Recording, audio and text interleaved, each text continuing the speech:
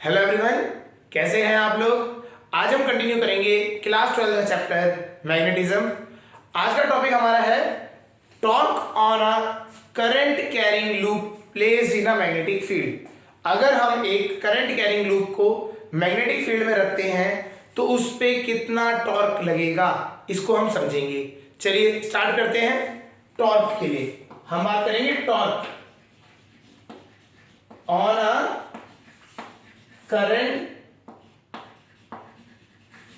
carrying loop placed in magnetic field, placed in magnetic field।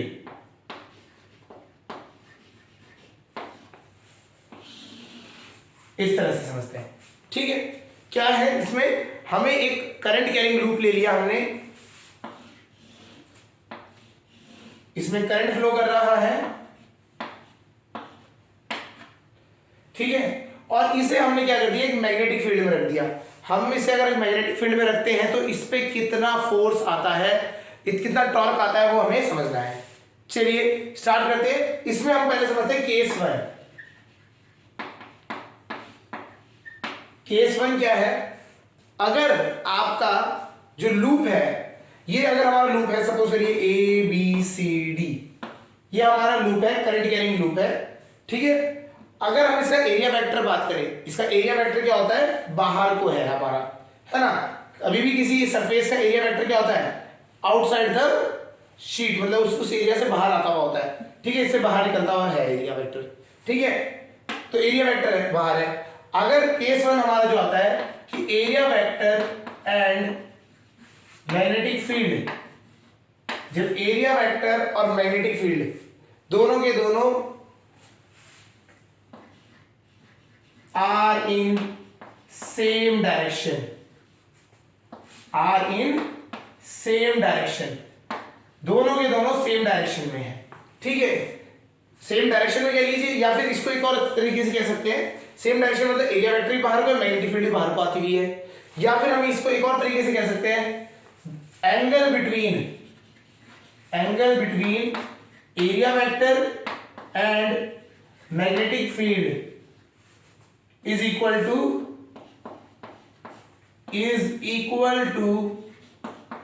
0 degree और 180 degree. या तो हम इसको अंदर, हमारा एरिया वेक्टर बाहर को है, मैग्नेटिक फील्ड हमारी बाहर को आ रही हो, या फिर अंदर को जा रही हो, दोनों में से कोई भी एक केस हो जाए, तब हमारा ये देखना है हमें कितना इसमें कितना हमारा टॉर्क क्रिएट होगा। चलिए इसको समझते हैं। तो हमने एज्यूम कर लिया मैग्नेटिक फील्ड हमारी अंदर को जा रही है, ठीक है, मैग्नेटिक फील्ड हमारी अंदर को जा रही है, क्लियर। तो टॉर्क का हमें फॉर्मूला पता है, टॉर्क इज इक्वल टू क्या होता है, फोर्स इनटू परपेंडिकुलर डिस्टेंस, जो कि मूवमेंट दे रहे हैं आपको, ये चीज होती है। चलिए अब देखते हैं इसकी वजह से क्या क्या होता है। हर एक एलिमेंट जो आपका वायर है, करंट कैरिंग वायर है, उस पर फोर्स निकाल लेते हैं, ठीक है। डायरेक्शन की बात करें, सबसे पहले हम फोर्स की डायरेक्शन की बात करें, तो हमें पता है force on a current carrying wire के लिए हम डायरेक्शन कहाँ यूज करते हैं, अपना लेफ्ट हैंड रूल यूज करते हैं, फ्लेमिंग्स लेफ्ट हैंड रूल। चलिए पहले हम बात करते हैं इस वाले कंडक्टर की, ये ए बी से स्टार्ट करते हैं।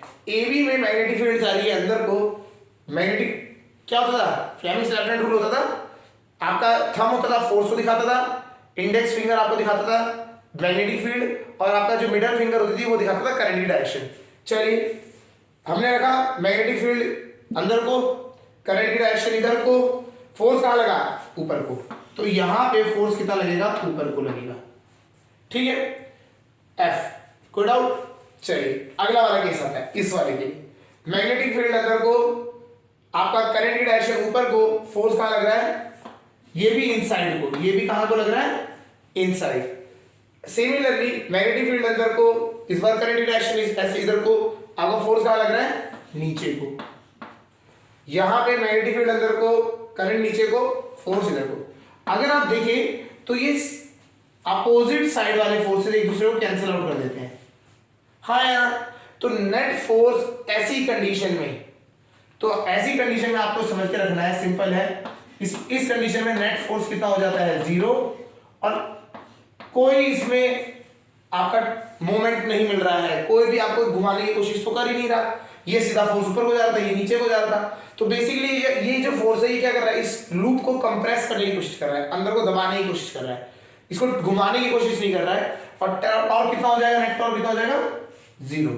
तो ऐसे केस में जब आपका करंट वेक्टर, ए क्या है, ए इज एरिया वेक्टर, यह है एरिया वेक्टर, और बी क्या है हमारा, मैग्नेटिक फील्ड। अगर एरिया वेक्टर और मैग्नेटिक फील्ड के बीच का एंगल 0 या 180 हो जाता है तब आपका टॉर्क कितना हो जाता है, 0। हमें यहाँ पे मेनली टॉर्क की बात करनी है। और नेट फोर्स कितना हो जाएगा, नेट फोर्स भी 0 हो जाएगा, नेट टॉर्क भी 0, टॉर्क 0 ही रहता है। समझ आ गया होगा। अगर आपका एरिया वेक्टर और मैग्नेटिक फील्ड एक ही डायरेक्शन में है या अपोजिट डायरेक्शन में है तो आपका नेट टॉर्क कितना होगा, 0 होगा। ऐसे केसेस में हमें पता है ये जो लूप रख दिया आपने तो इसके ऊपर कोई इफेक्ट नहीं आएगा, नेट इफेक्ट कोई नहीं आएगा इस पे। क्लियर है। अब आते हैं केस 2 के लिए बात कर लेते हैं इसमें। केस 2,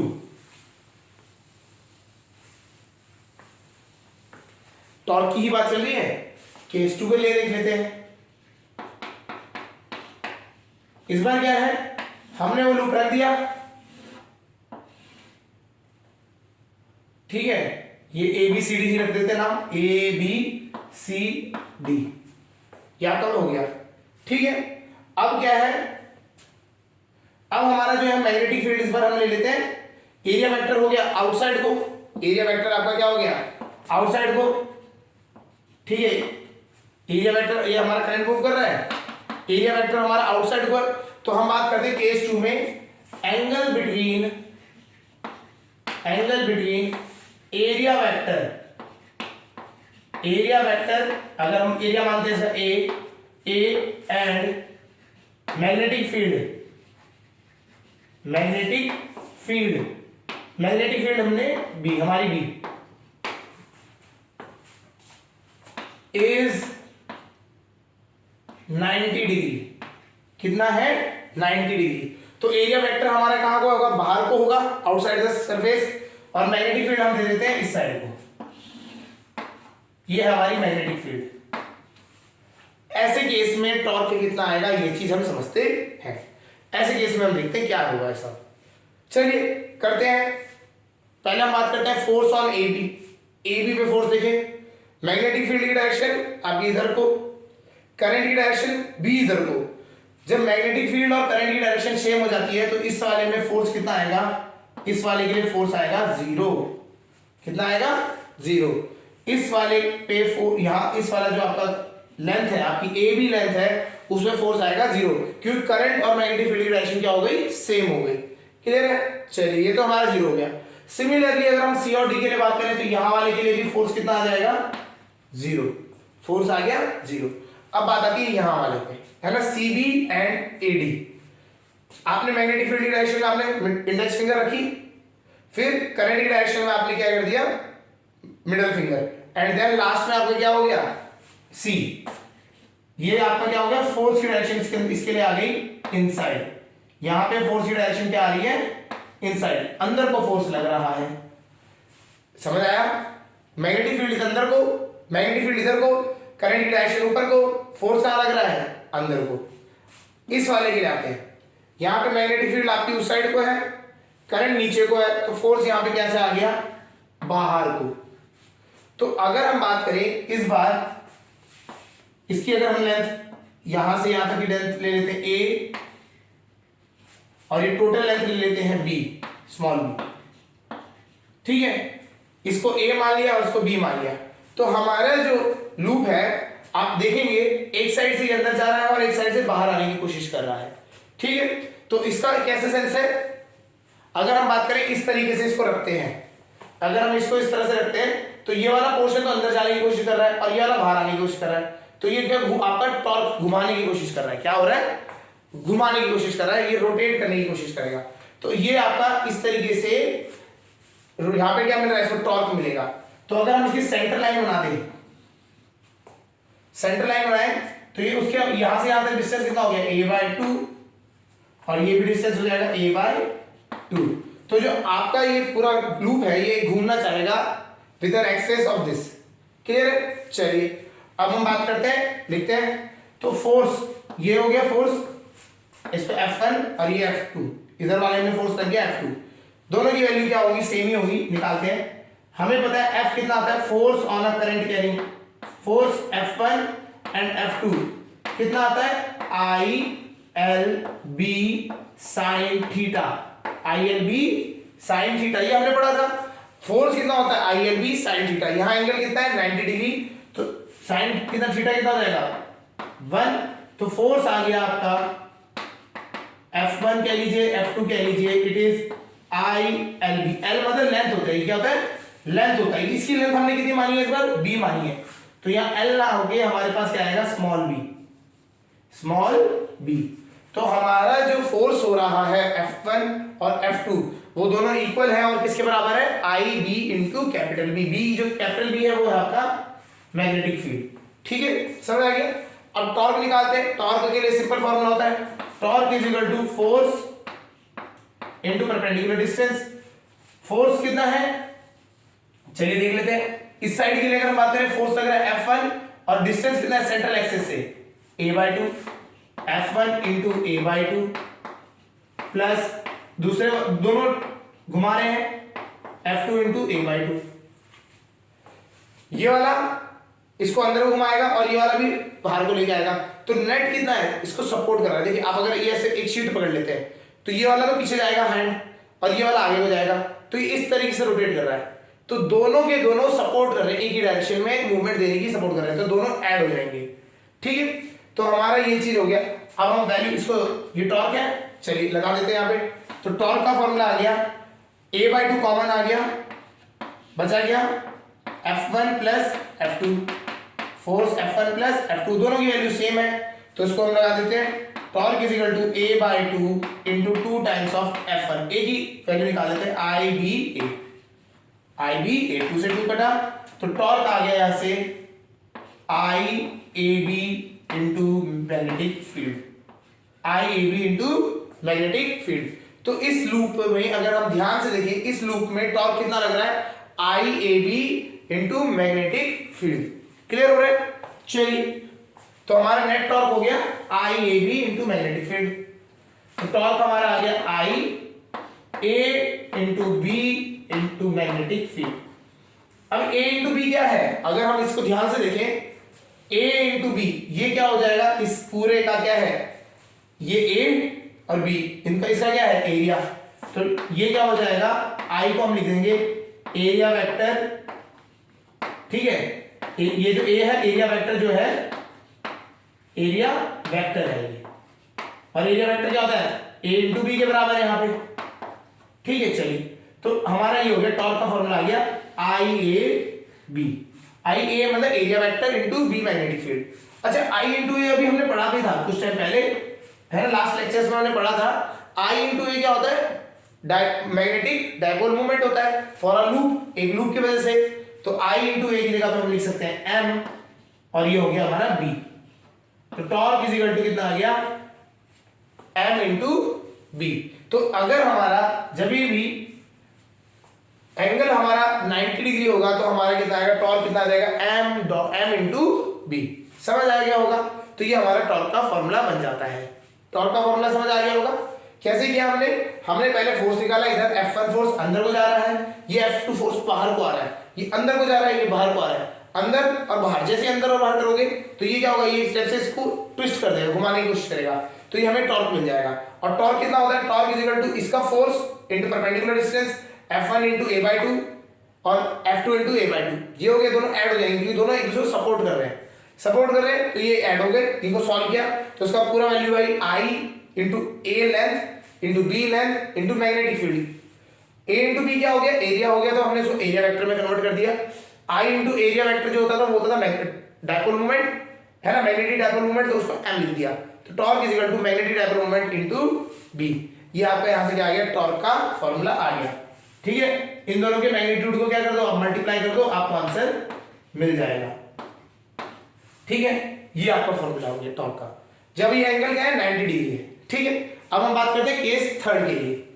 केस थर्ड में कोई भी एंगल हो जाए, जनरल केस ले लेते हैं, एट एनी एंगल थीटा, ठीक है। तो एट एनी एंगल थीटा, कोई भी एंगल हो जाए उसमें क्या है, ये हमारा लूप है। अब देखिए पहले हम बात करते हैं इसमें क्या है, इस थोड़ा सा इसको अलग से बनाते, केस थर्ड है हमारा। चलिए ये हमारा क्या है, लूप हो गया इस बार। इसको पहले साइड व्यू से समझते हैं। ये हमारा एरिया वेक्टर इसके परपेंडिकुलर होगा, एरिया वेक्टर हमारा परपेंडिकुलर हो जाएगा, ठीक है। ये इस तरीके से इस लूप से हमेशा परपेंडिकुलर होता है। अब इस बार क्या है, मैग्नेटिक फील्ड और एरिया वेक्टर के बीच में एंगल है ऐसे थीटा। ये एंगल कितना हो गया, थीटा। मैग्नेटिक फील्ड और एरिया वेक्टर के बीच में एंगल आ गया थीटा, क्लियर। तो अब क्या होगा, अगर इसको हम ब्रेक करेंगे दो कंपोनेंट में, एक कंपोनेंट जो बी का कंपोनेंट जो एरिया वेक्टर के अलॉन्ग है वो चल जाएगा बी कॉस थीटा, और एक जो है उसके परपेंडिकुलर, ठीक है, एरिया जो है ये आपका, ठीक है, उसके परपेंडिकुलर 3D है, मतलब इसके जो परपेंडिकुलर चले जाएगा वो हो जाएगा बी साइन थीटा। तो समझ लें, बी जो मैग्नेटिक फील्ड है हमारी बी, ये बी के दो कंपोनेंट टूटेंगे, बी के दो कंपोनेंट टूटेंगे। एक होगा perpendicular component, perpendicular to area, और एक होगा पैरेलल टू एरिया वेक्टर, दोनों होंगे, एक परपेंडिकुलर होगा और एक होगा पैरेलल। जब पैरेलल वाली की बात करें तो पैरेलल में होगा तुम्हारा आपका बी कॉस थीटा, और परपेंडिकुलर में हो जाएगा बी साइन थीटा, परपेंडिकुलर में हो जाएगा बी साइन थीटा। अब पैरेलल की वजह से पता है, पैरेलल में मतलब जब एंगल कितना होगा, 0 से या 180 होगा, तो इसकी वजह से कितना होगा, 0। इसकी वजह से नेट मैग्नेटिक फील्ड कितना, नेट जो टॉर्क क्रिएट होगा वो 0, ठीक है। अब इसकी परपेंडिकुलर की वजह से अगर हम ध्यान दें तो परपेंडिकुलर की वजह से हमारा आता था मैग्नेटिक डायपोल, ठीक है, मैग्नेटिक डायपोल आता था इनटू बी आता था। अगर हम बात करेंगे फोर्स, ये टॉर्क की बात करते हैं, टॉर्क आता था हमारा magnetic dipole moment dot B. अब यहां पे क्या है, बी ना होके यहां पे क्या हो जाएगा, साइन थीटा आ जाएगा, क्या आ जाएगा, साइन थीटा। तो टॉर्क का फॉर्मूला आपका बन जाएगा एम बी साइन थीटा। तो आपको याद रखना, अगर कोई भी एंगल दे दिया, एनी एंगल दे दिया, ठीक है ना, एरिया वेक्टर और मैग्नेटिक फील्ड के बीच में कोई भी एंगल हो गया, तो आपको दो कंपोनेंट ब्रेक होंगे। एक थीटा जो होगा वो तो बी कॉस थीटा हो जाएगा, जो कि क्या हो जाएगा, पैरेलल हो जाएगा बी उसके लिए आपका एरिया वेक्टर के। तो हमने फर्स्ट केस जो पढ़ा था उसमें क्या था, पैरेलल वाला केस पढ़ा था, तो पैरेलल वाले में टॉर्क कितना आता था, 0। और परपेंडिकुलर वाले में आता था, परपेंडिकुलर वाले में हमारा क्या होता था, that was M B, M into B होता था खाली, लेकिन इस बार साइन थीटा आएगा, बी ना होके बी साइन थीटा हो जाएगा। तो टॉर्क की वैल्यू अगर आप ध्यान से देखेंगे, ये तो हो गया आपका स्केलर फॉर्म में, अगर हम प्रोडक्ट फॉर्म में, वेक्टर फॉर्म में लिखें तो m क्रॉस b इसका रिजल्ट होता है। तो टॉर्क की वैल्यू आ जाती है m क्रॉस b। क्लियर हो गया। तो आपको अगर torque due to torque on a loop placed in a magnetic field अगर आपको निकालना है तो it will be torque is equal to m cross b। m is the magnetic dipole moment, उसको क्रॉस करना है आपको मैग्नेटिक फील्ड से। क्लियर हो गया। इस तरीके से आपका क्या होता है, मैं आपको टॉर्क निकालने के लिए जो आपको क्वेश्चन दिया जाएगा वो आपको करना है। समझ आ रहा होगा, ठीक है। चलिए देखते हैं, क्वेश्चन देख लेते हैं।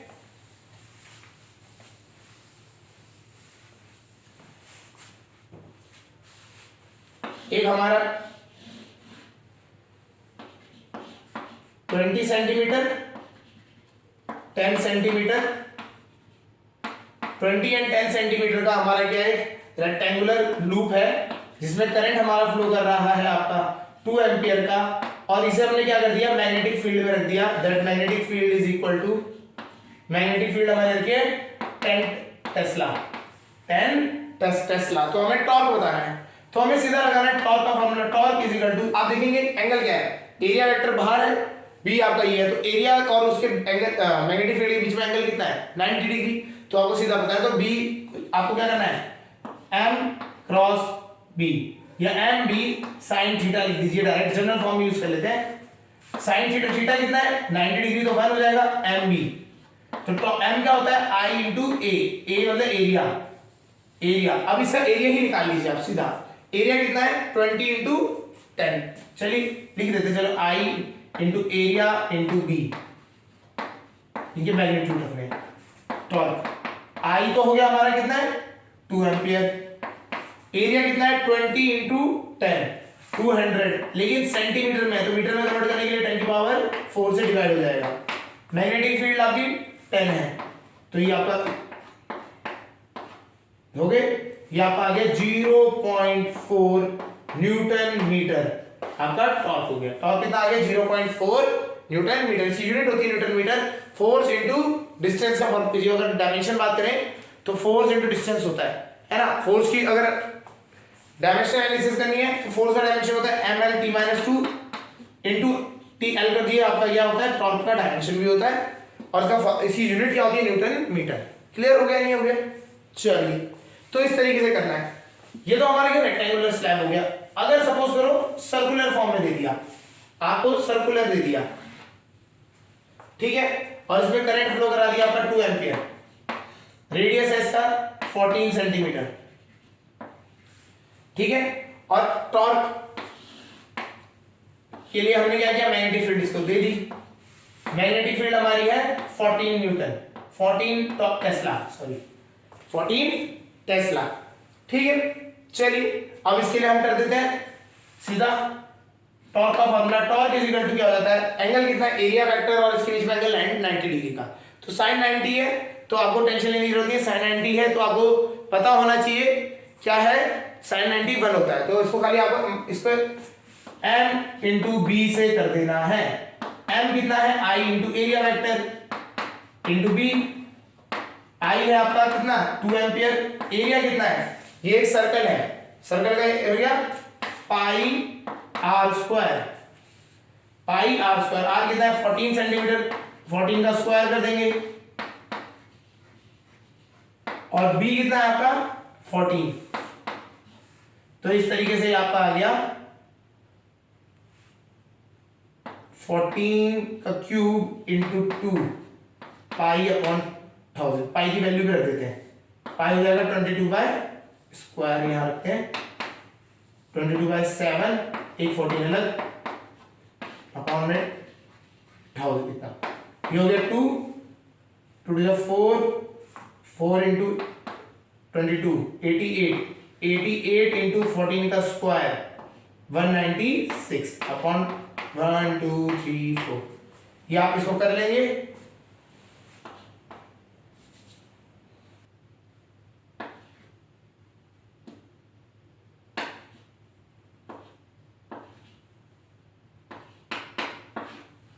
तो इसका आंसर आ रहा है 17248 अपॉन रफ में सॉल्व करेंगे, ये आपका आ जाएगा 1.72 न्यूटन मीटर।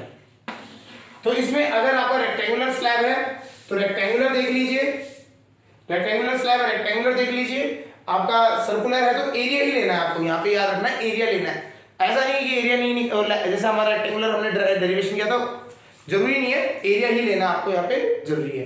क्लियर हो गया? तो एरिया पता होना चाहिए आपको उसका लूप का, ठीक है। चलिए ये हो गया आपका, ठीक है। अब एक और देख लेते हैं, इस बार थोड़ा सा अलग से। ये आपका है ए और ए साइड ए है, ये एंगल, ये आपका, ये क्या है आपका मैग्नेटिक फील्ड इस तरह से है, मैग्नेटिक फील्ड आपकी बी, ठीक है। और ये क्या कर दिया है आपका, इस लूप को ना हमने हल्का सा ट्विस्ट कर दिया एंगल में, थीटा एंगल पे, कितने पे, थीटा एंगल से ट्विस्ट कर दिया। मतलब मैग्नेटिक फील्ड अभी पहले परपेंडिकुलर जा रही थी, अब आपने थोड़ी सी ट्विस्ट कर दिया और थीटा एंगल बन गया with magnetic field and current. इसका जो एरिया वेक्टर है, ये एरिया वेक्टर थोड़ा बाहर को आ रहा है इस तरीके से, और ये थीटा एंगल यहां मिल रहा है, इसको यहां से डाल देते हैं, यहां लिख देते हैं।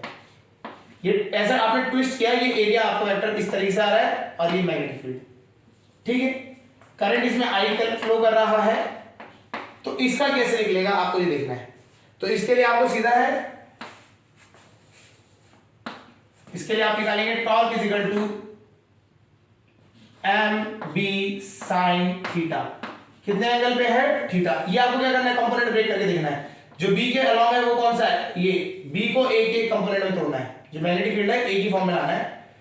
एरिया वेक्टर की डायरेक्शन में। तो अगर b cos थीटा इधर को आया, b sin थीटा इस प्लेन के परपेंडिकुलर चले गया, b sin थीटा। तो परपेंडिकुलर वाला हमें क्या करता है, एरिया वेक्टर की जो परपेंडिकुलर है वो हमें क्या देता है, टॉर्क देता है। तो हमें खाली यहाँ पे sin थीटा वाला यूज करना है। m की वैल्यू होती है i into area vector, area इसका a स्क्वायर है, b sin थीटा, ये आपका इस तरीके से टॉर्क निकल जाएगा। तो आपको टॉर्क के लिए ये फॉर्मूलेज यूज करने हैं। क्लियर हो गया होगा, समझ आ रहा होगा, ठीक है। चलिए आज के लिए इतना करते हैं, ओके।